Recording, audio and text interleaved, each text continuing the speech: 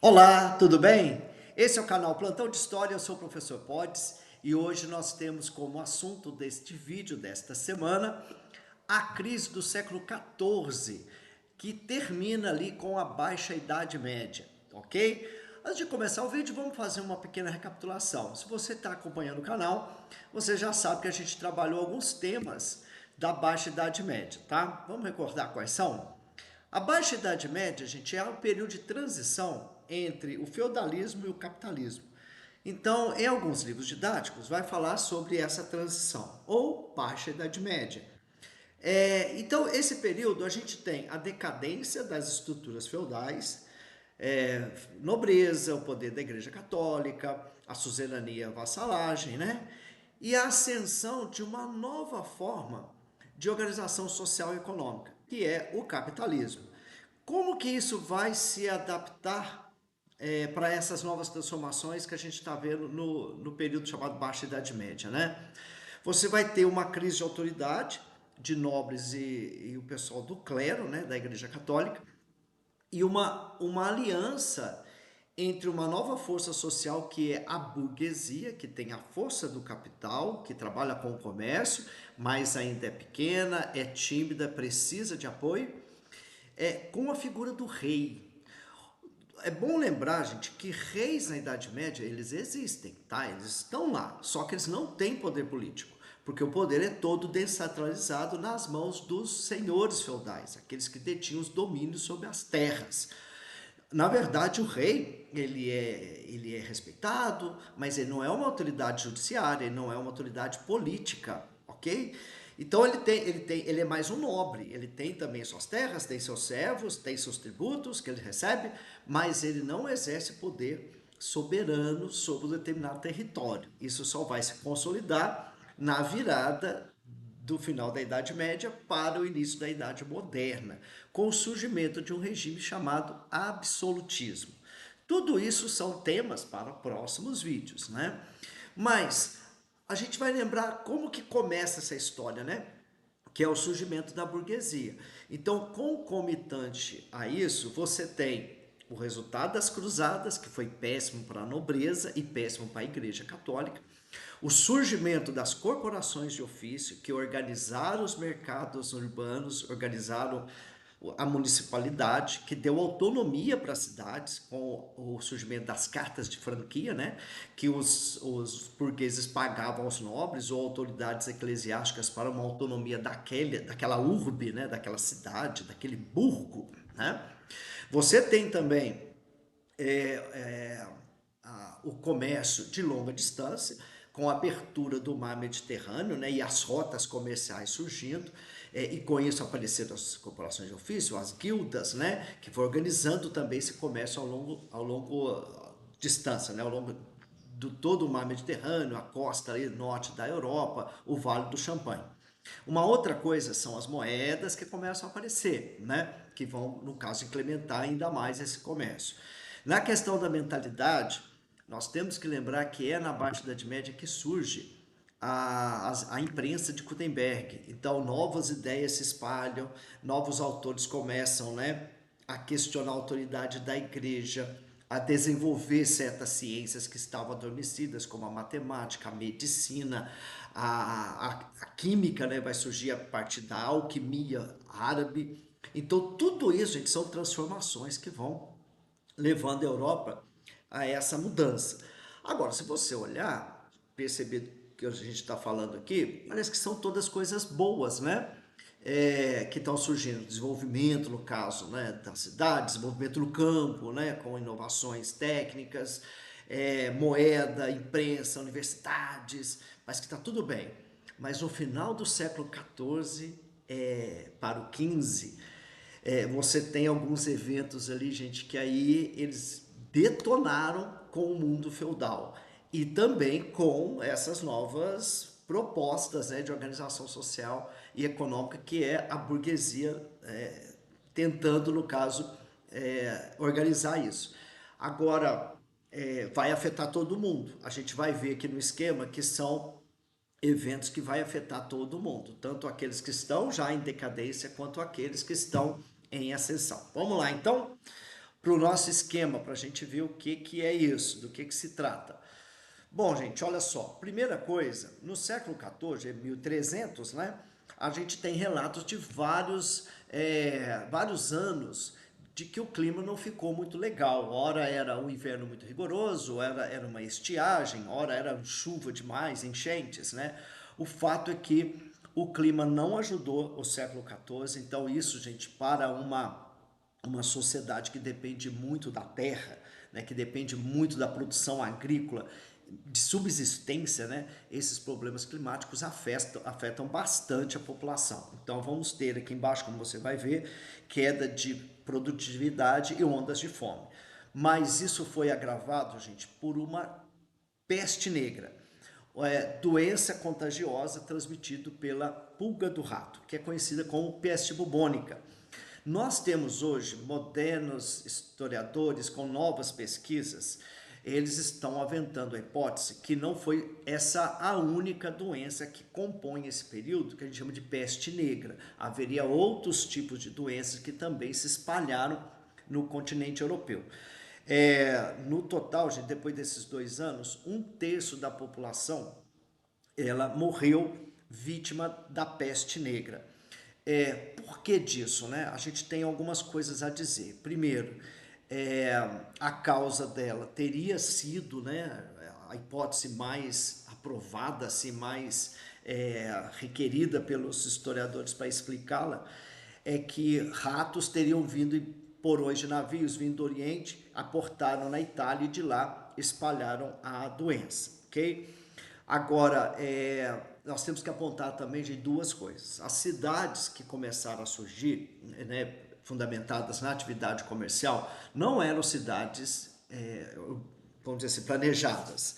Elas eram amontoado no caso de casas, né, ruas apertadas, não tinha saneamento básico, então os dejetos humanos, né, eles eram jogados na rua. Eram cidades fétidas, isso é relatado por vários testemunhos da época, né?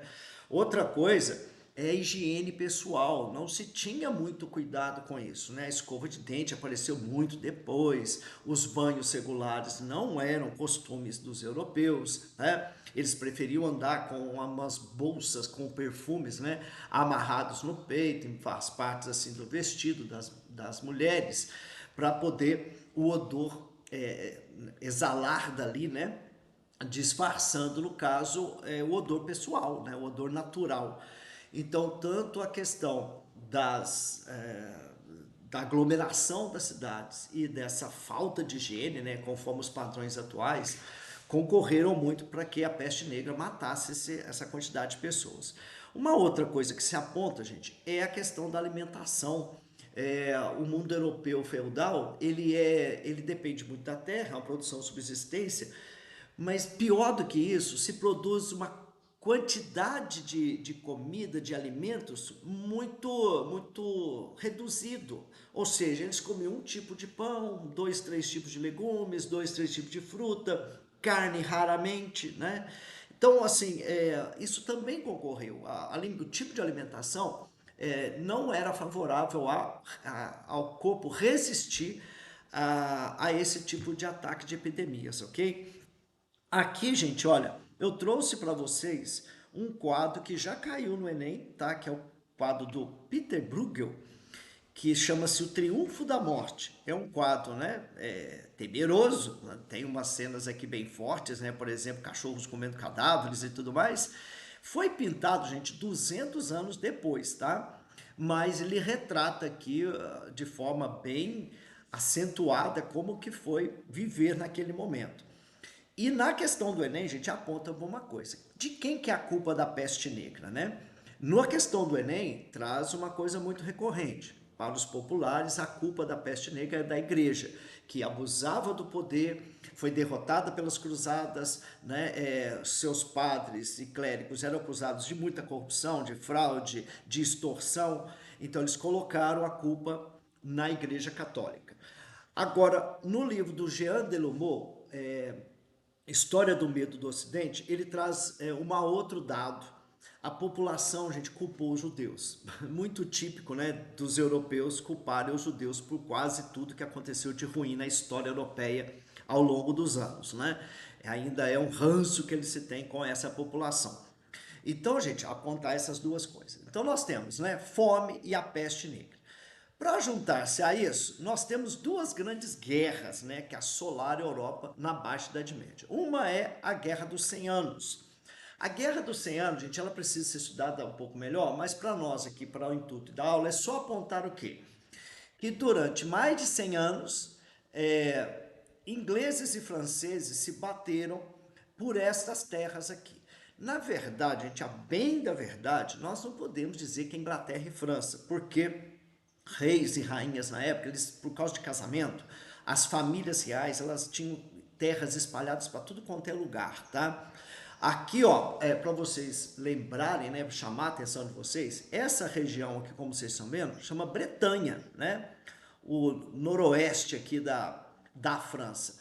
Eles chamam a ilha, depois do Canal da Mancha, de Grã-Bretanha, né? Então tá ligado aqui, né? Uma coisa de colonização, de ocupação de terra pelos bretões, né? Tanto no sul da Inglaterra quanto no noroeste da França. Normandia, normandos, homens do norte, né? São vikings que aportaram por aqui. E aí, gente, o que eu estou querendo dizer para vocês que tanto ingleses como franceses é uma gama de povos, né, que se aliavam, tiravam alianças, viravam inimigos, né, ao longo dos anos e tinham terras espalhadas para quanto é lugar.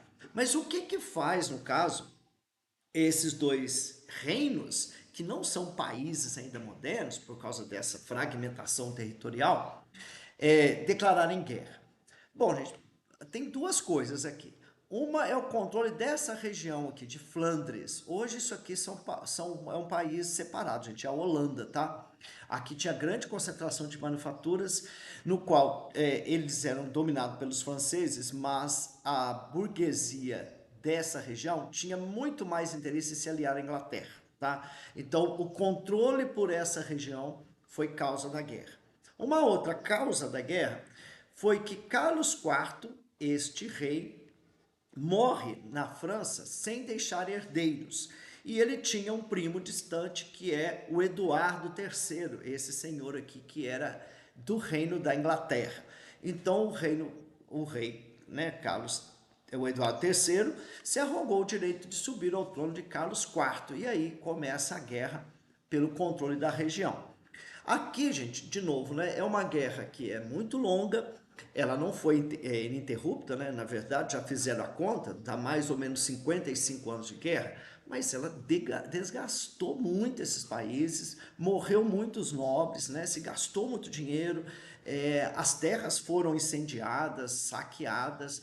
Tem a história do Joana d'Arc, que é uma outra história, a heroína aqui francesa, né? Uma camponesa que nasceu mais ou menos nessa região aqui da Borgonha, e ela luta pelo lado dos franceses, foi entregue pelos franceses aos ingleses, e ela acabou sendo queimada na fogueira como bruxa.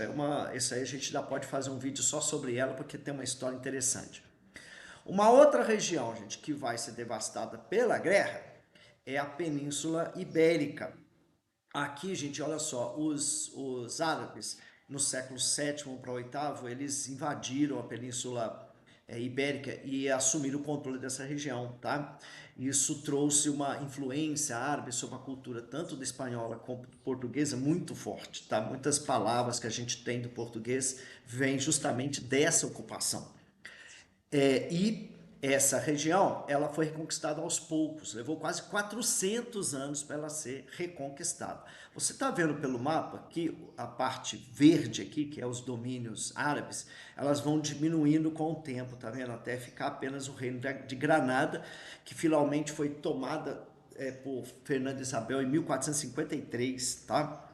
E eles expulsam finalmente os árabes aqui da península. A guerra de os 100 anos deu origem à França e Inglaterra como países. A Guerra de Reconquista da Península Ibérica é a origem da formação dos países de Portugal e Espanha. Então são duas guerras ligadas aí a história de 4 países. E, de novo, a mesma história. Muita morte, muita saque, violência, né? Então, isso vai minando, no caso, a força de nobres, de pequenos proprietários, dessa vida estruturada em torno do feudalismo. Pois bem, vamos em frente. Agora, diante dessa crise, vamos recapitular. Fome, peste, guerra. Como é que a Inglaterra, França, Portugal, Espanha vão reagir a isso, né? Primeiro, nobres e igreja católica, a gente começa a ser contestados, né? Culpados pela guerra, culpados pela, pela peste.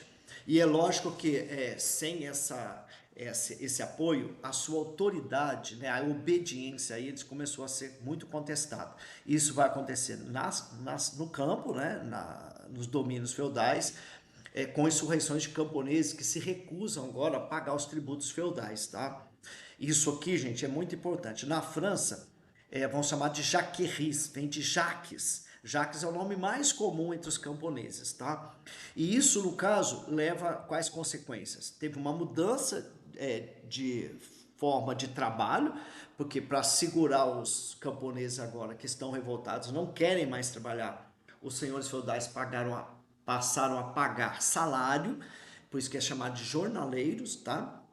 E nos centros urbanos, afetados também pela peste negra, né, pela fome, os trabalhadores urbanos requiseram, né, mais direitos e mais independência em relação a essa interferência, tanto da nobreza quanto do clero nas cidades.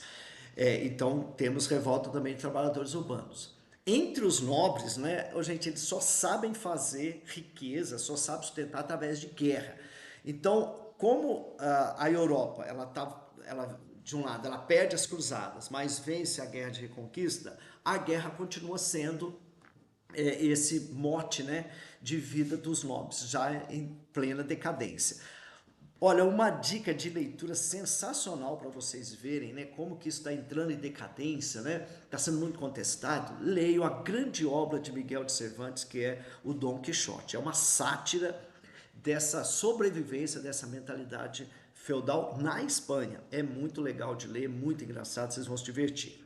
Mas o que que nasce, gente, nessa crise de autoridade, de nobreza e igreja? Vai surgir o que a gente chama de Estado Nacional Moderno. Duas forças têm condição agora de reorganizar isso.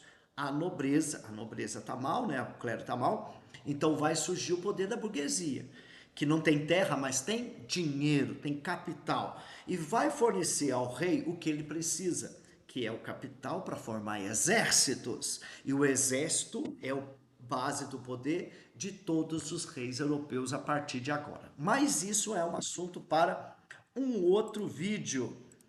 Ok, gente? Então, lembrar, a Baixa Idade Média, ela é vista meio copo, né, vazio e meio copo cheio. Você tem que entender que ela é tanto a queda do feudalismo quanto o surgimento do mundo novo, que é o capitalismo. Então, tomem cuidado nos exercícios, porque eles podem puxar ou para o lado negativo, ou o lado positivo, né? Um lado da decadência, outro lado da ascensão. Ok? Brigadão, bons estudos para vocês. Se vocês gostaram, dê um like no canal, se inscrevam no canal, deixem seus comentários. É isso, até já!